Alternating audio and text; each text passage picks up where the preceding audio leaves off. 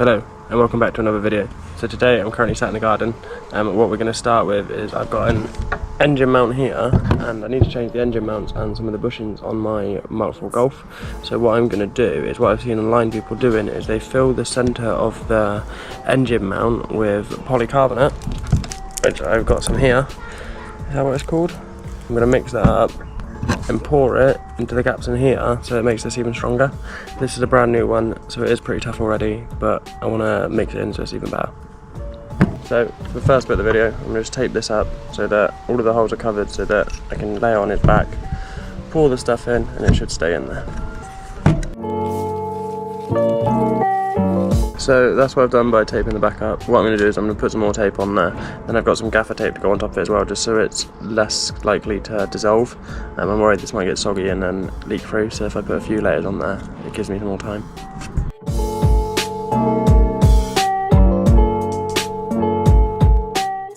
That's what I've done. We've got 2 layers of masking tape on there, 2 layers of gaffer tape. What I'll do is I'll see if that holds. The PU mix didn't really come with any instructions apart from what's on the box. And it says measure equal volumes of part A to part B, and then there's another bit on it where it says 1 part of colour per bottle, 8 grams per 500 grams of rubber. I'm guessing this is the colouring, so my plan is to put one of these to keep my ratios the same. I'll pour one of these into here of both fluids. So, well, then once I put that in, I'll put half of the colour in. See what happens. I've never done this before, don't know if it's going to work, but we're going to see because it's going to give me a polybushed engine mount, hopefully.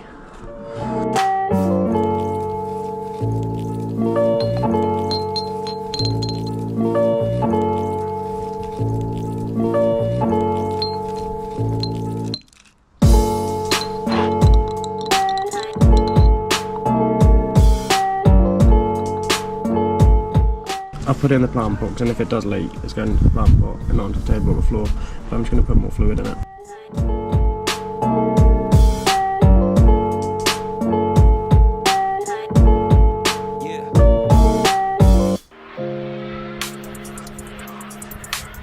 So this is what I've done. You can see it's all filled up. The packet says it should mould in about 30 minutes, but I don't know how accurate that is. I'm probably going to leave it for longer than that. But I'm going to clean everything up. What I would say is if you're going to do this yourself, wear gloves, because this stuff is really sticky and it's all on my camera now. But yeah, I'm going to wait for it to go hard and I'll check back in with you guys. So the resin has set. Can't really see it, but it's all in there. Made this nice and stiff. It was probably stiff already, but it's just a bit of extra reinforcement. What I'm going to do is take the tape off. So we've taken the tape off.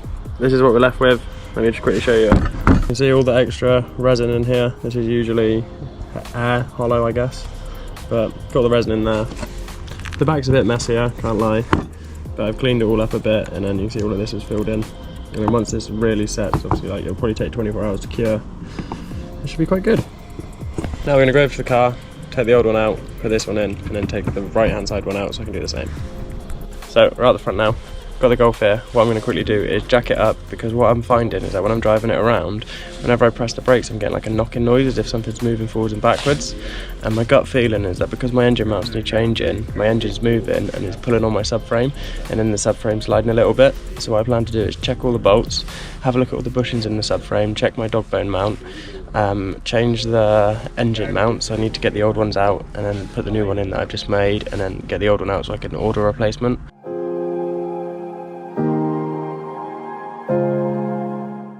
So we've jacked the car up, and on the Mark IV Golf you've got 1 subframe bolt up there, 1 there, so that's the 2 for this side. Same on the other side, up in there at the back. And then you've also got this dog bone mount. You can see I got an upgraded one, and since putting this on, this is when I've noticed the noise. So I think this, where it's a bit more I don't really know the word. What's a word for like less flexible? Rigid, stiff? Yeah, I'm just going to check all of these bolts, check my subframe. I'm going to give it a whack, see if it moves or anything, and then have a look at the engine mounts. I don't have my tripod on me today, and obviously this is a sexy shot of my head, but Yeah, I'm gonna do that. I don't know why I added that information. It's making a noise. You hear, that sounds more like a loose knock-in. Then. Oh yeah, that sounds completely different. Let me just show you my Sorry, but the angle is hilarious. Are you done laughing? Fine up Are you done laughing? Are you done laughing? Right. This is my diagnosis technique. So what I've got my rubber mallet, and I'm going to hit the subframe. Sounds pretty solid. Hit this control arm. Sounds fairly solid. And then when I hit this one, doesn't sound so solid. I reckon that's got some movement in it. And these bushings here need changing. But because I'm lazy and I can't be bothered to change the bushings, it's a pain in the ass, I'm just going to take the subframe off one of the other cars and put it on this one instead, because it just makes my life a bit easier. The bolts on the Mark IV subframe are 21mm. There we go. I'm going to go underneath and check they're all tight. Pretty tight, to be fair. Well, that one was not tight. So it could still be my subframe moving.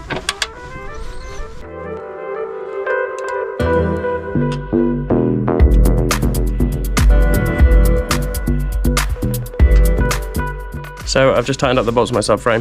One of them was quite loose. Hopefully that's made a difference, but I still think I need to change the bushings in my control arm. But it makes sense to do all of the bushings. So what I'll do is I'll take the subframe off of the VR6, change all of the bushings on it, and then chuck it on this one. So I don't have to keep it off of the car while I do it. Now we're going to attack the engine bay. I don't know if I've got the tools to take the mount off, because obviously I'm not working at my garage. But I'll see what I can do, and then if not, I'll go get the tools and then check back in at a later date.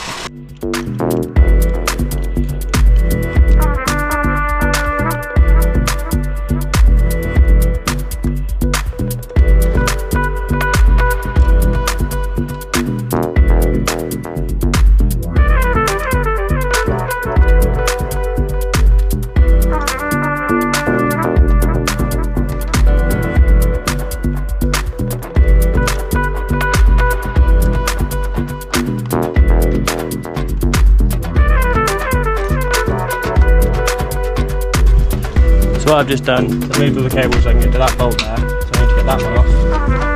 One down there and one out the back.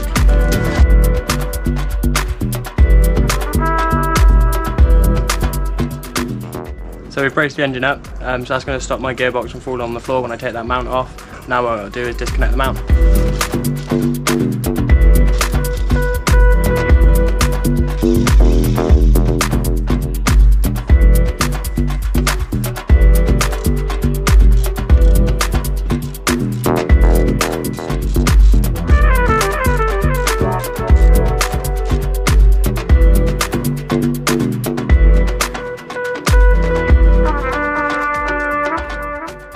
So the old engine mount is out, absolutely beaten.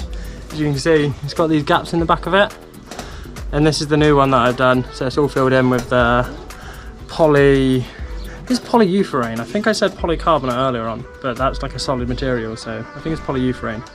But I will Google that and check, and then add like a little asterisk for correction. But yeah, let me show you the old one.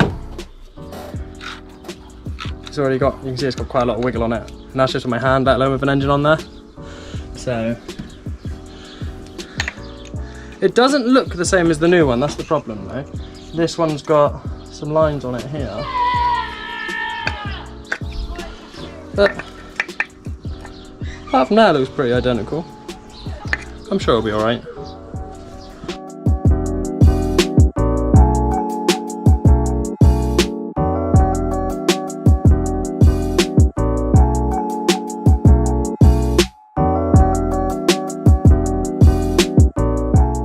You might be able to see, but the engine mount's not lining up. So what I'm going to do is I'm going to lift the engine up and then put a screwdriver in it and bend it so I can pry the engine forward to meet the mount. Where the old one had worn, it had twisted and the engine sat further back.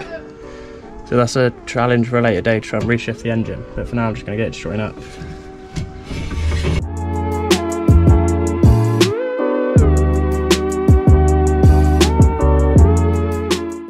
The engine mount is in there. Looking very, very nice. Obviously it would be nicer if it was like black or blue, but it's all in there. The engine it does seem a lot stiffer now. What I'm going to do is start taking off my power steering fluid, my coolant fluid, so that I can try and get to this mount. I need to take this mount off so I can have a look if A, it's the same as this one. I don't think it is. And then B, I'll be able to grab a part number off it and whack that into Google for buy replacement.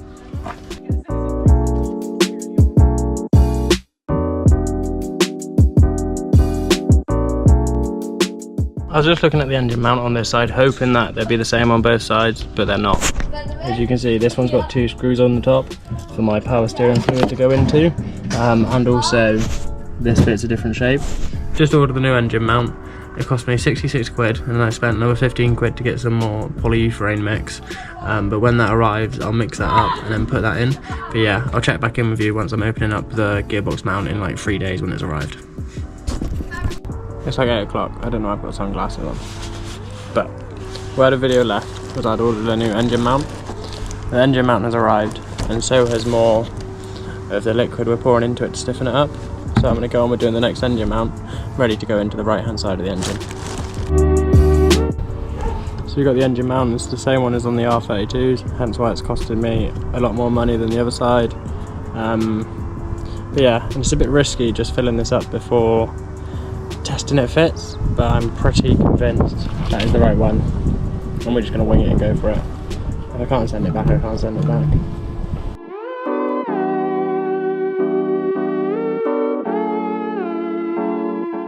So I've done the first few layers of tape. I'm going to whack a few more bits on there because there's not any masking tape and I don't want it to leak through. But yeah.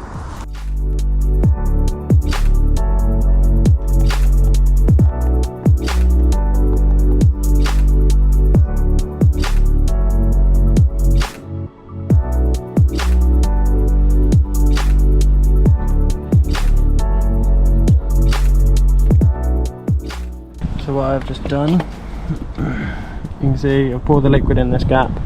It needs some more because it's only coming up halfway at the moment. I'm going to fill this up completely. Quick check, see if it's leaking. It is leaking, fuck. We'll chuck that there, so it doesn't matter so much. And then I can get some more liquid to pour in there.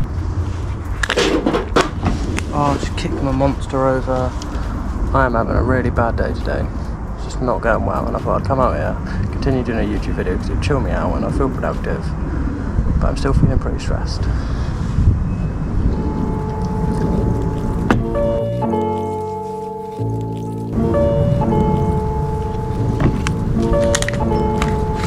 Ryan Little.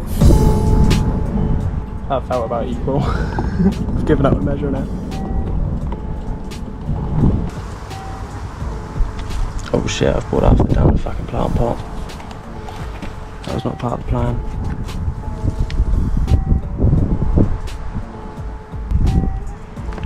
Oh, my light's died. Bollocks. We have light again. That is definitely too much, but it will cover the bits that are leaking out the bottom. And then I'll just get a knife and like scrape it all off after. So, I've poured that all in there. My GoPro is covered in the liquid. We'll wait till that dries, and then hopefully over the weekend I can get that installed into the car. I'm going to have both engine mounts done and see what that's like. I've already noticed that the engine seems a lot more, there's a lot more vibrations coming through my steering wheel, but obviously making everything stiffer, you're going to get that. Don't know if there's any benefit from doing this either, but it's all fun. So it's a few days later, I'm just filming in the garden, got my light on. The engine mount is set now. I did quite a messy job on this one compared to the other one, but you can see the liquid's all in there. It is super stiff. What I'm going to do is take the back bit off and probably give it a bit of a clean up with a sanding knife that I've got. But I'm not too worried, just kind of want to clean these bits up. It's not the end of the world. I did rush it a little bit. So I'm filming this little bit of an outro now because with the other side I put it in the car and stuff and I showed you. I probably won't put it on the car in this video because you might have seen the VR6 video uploading, or this one might be uploaded first, I'm not sure. But the VR5 is currently making a horrible knocking noise from the engine, so it's either a bent valve or a time and chains tensioner. Well, those are my gut feelings, it might not be that. but it means that I've now got to focus on the VR5. Gonna have that on the driveway, jacked up, strip the engine down, have a look at the timing chain, have a look at the pistons, and all that stuff. It means I'm gonna put the VR6 on hold, and there's no point putting this in if I'm gonna be pulling the engine out. I might as well put this in the video where I'm doing all the stuff on the engine. But yeah, so once I've done all that, that'll kind of be the end of this video.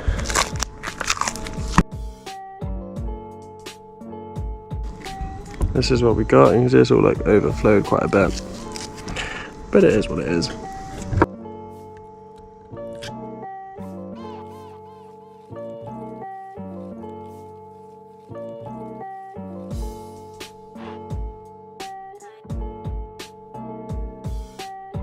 So my light just died. We're going to use the phone light and see if it lasts, but it's all pretty much in time lapse. But you can see that I started cleaning it all off, bits peeling off here. I'm going to leave it there because obviously it's dark, my phone light's died. But thank you for watching this video. Next, when you see that going in, it'll be when I'm fixing the VR5. But if you like all car stuff, drop a follow, subscribe to this YouTube, because I'm going to be doing the timing on a VR5, taking the clutch off, all that sort of stuff, and I'll film it so that people know how to do it. I've never taken like the intake manifold off of it, so I'm a bit nervous for all of that, but it's all a learning curve. And if it is the valve bent and I have to take the camshafts out and whatnot and the lifters, it's just a learning process, and we'll see how it goes. But yeah, thank you for watching, subscribe, see you in the next one.